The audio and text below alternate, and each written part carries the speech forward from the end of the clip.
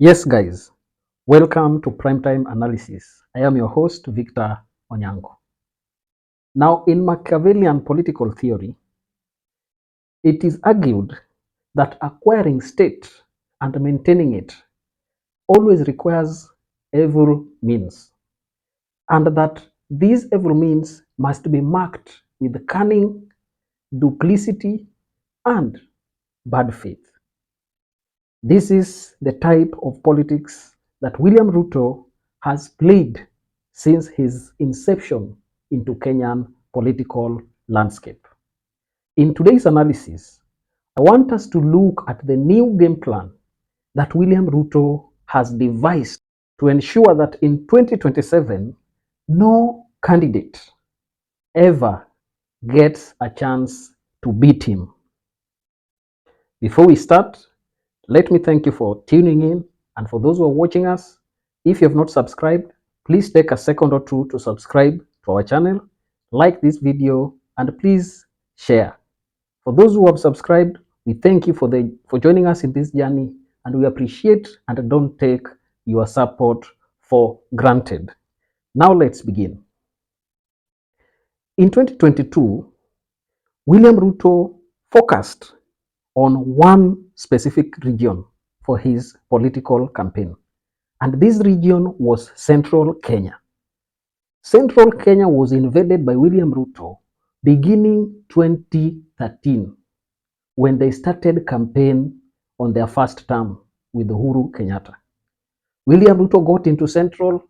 He ensured that every weekend he was in a church in Central Kenya. Never did you ever see for the 10-year term that Uhuru Kenyatta worked, never in any weekend did you ever see William Ruto attend a church in Rift Valley. But his church donations, church occasions were specifically centered in Central Kenya. This was because he wanted to get to the hearts of these people. Right now, he has been given that power. And through his Machiavellian political tactics, he got to the office. But he understands that political landscapes keep changing every election time, and therefore narrative must change. This is why you realize that he immediately, when he got into office, as a keen and a total schemer in politics, he started to plan for his 2027 campaign. The first thing he did, all those who supported him, the winning candidates and the losing candidates, they got something to do. Those will be his agents, those will be his mobilizers, those will be his grassroots leaders during campaign come 2027. Then, critical state appointments.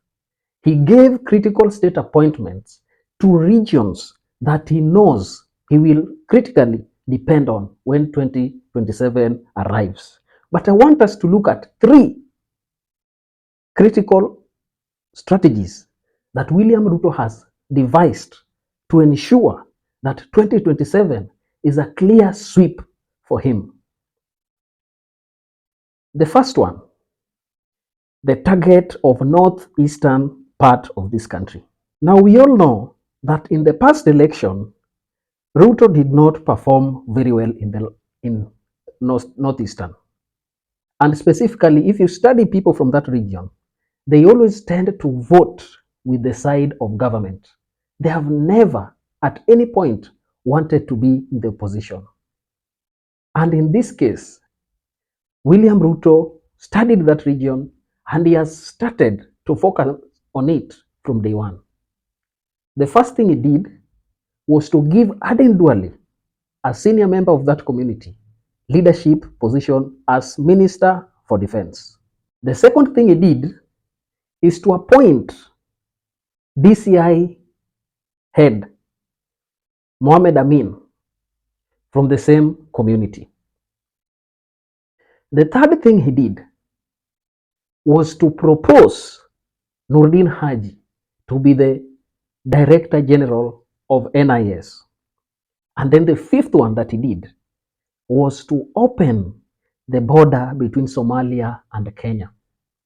Opening of this border is a critical thing that any political student and any politician must study. With this opening of the borders, you realize that the initial activities that were done, where background checks were done before you were given IDs, they have been abolished. And they are going to get IDs the same way all other Kenyans are getting IDs from everywhere. And remember, borders are opened and there are no background checks. This means the number of people who will register as Kenyans in that area will be shocking to everyone. And as everyone knows, the total population of Somalis has been misrepresented by the government for political reasons. And therefore, in that election, Somalis will come out in large numbers. You can even see the activities that Malala and other UDA team members are doing in that region. Right now, Isiolo governor, I guess, has gone to join the UDA from Jubilee Party. This is a clear sign. And if you look at a few weeks ago, the level of registration that was happening in Isiolo was happening in Marsabit and in that area. It focused on registering young people in that team. And Malala said they are targeting 15 million UDA members. The second thing that William Ruto has targeted as a key strategy is focusing on Nyanza region. Now we know that for all elections that have been done before, Nyanza has always stood to the last man where Raila Odinga has been. During Mwai Kibaki period, they stood with Mwai Kibaki because Raila Odinga was the chief campaigner and the one supporting Mwai Kibaki. But in all other elections where Raila Odinga stood, Raila Odinga has gotten total votes from that region. Now, this is the thing here. In the political circles, it is believed that Raila Odinga will not be standing and running for elections. Therefore, this creates a vacuum. Because when Raila Odinga is not running for elections, people from Nyanza will know that they will not have another opportunity to get another Raila Odinga. And therefore, one thing they must do is align themselves with the government. And this is the opportunity that William Ruto is focusing on. And this is what he wants to do. William Ruto has looked at Nyanza region and he sees a weak buffalo that has a weak leg that needs to be assisted. But before he gets to assist it, it must lure it with some little grass so that it eats and feels easy. In this case, William Ruto has started with serious political campaigns in that region. Earlier in the year, you noted that members or former members of parliament and former leaders coming from Nyanza trooped to UDA. Those who lost elections, those who have been leaders before, trooped to UDA.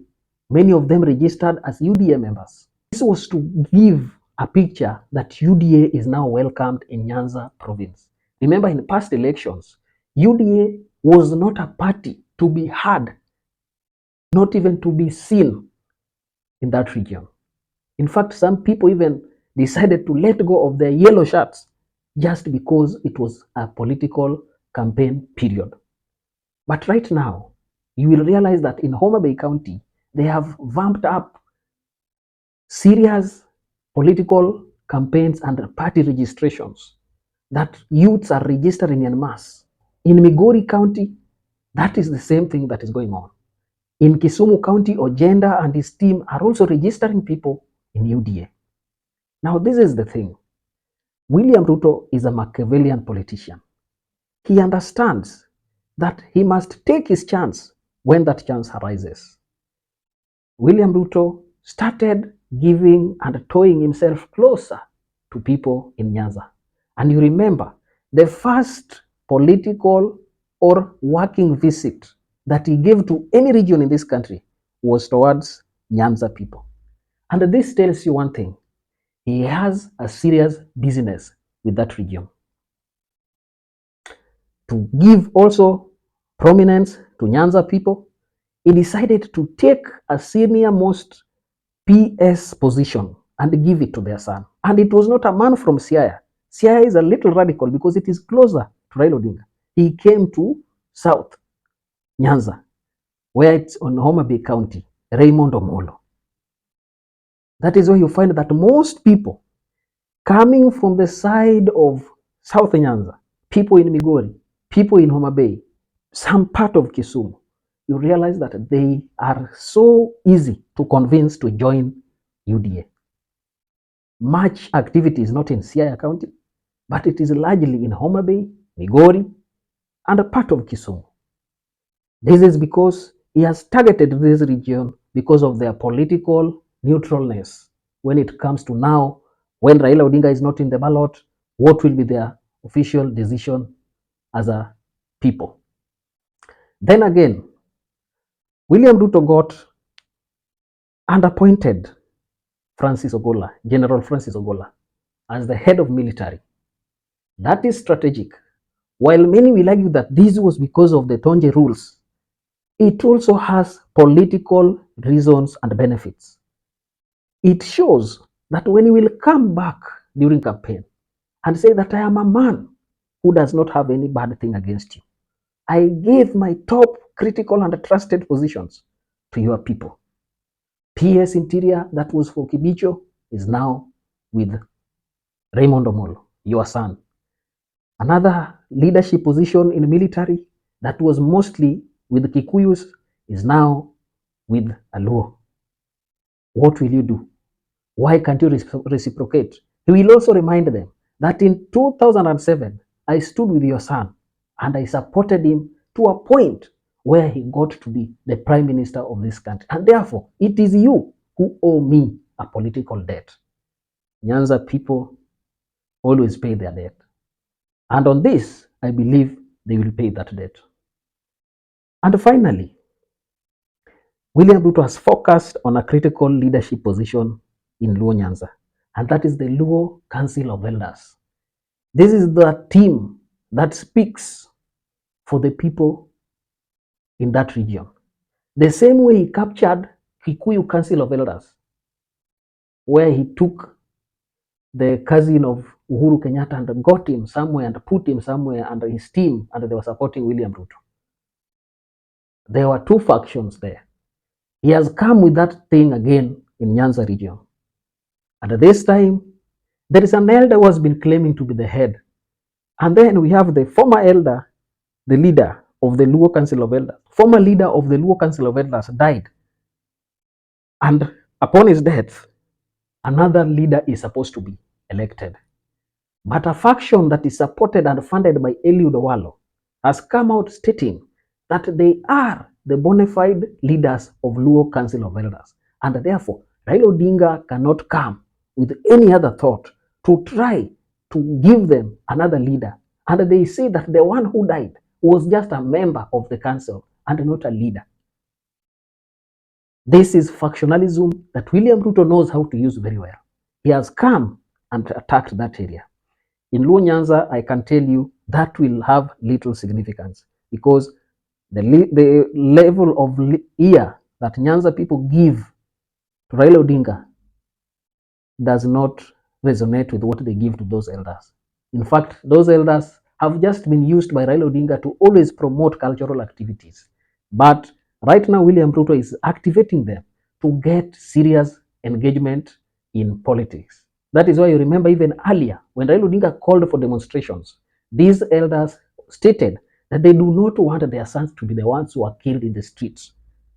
So this is also an area that William Ruto has looked at critically, and he is hitting it using his sharp and thoughtful missiles. The final region and the final strategy that William Ruto has devised is focusing on Western Kenya. Yes, Western Kenya has traditionally been a Raila Odinga stronghold. But Raila Odinga is doubted to be the one who is going to run. There are counties that will vote Raila Odinga, whether they are the only county that will vote him. Counties like Busia, half of Kakamega, will and also half of Sabatia. I don't know that it's Sabatia, but that region where Musalia Mudavadi comes from, they will vote for Raila Odinga regardless of whether he wins or he loses. Since Raila Odinga will not be on the ballot in 2027, William Ruto has planned to attack this region politically.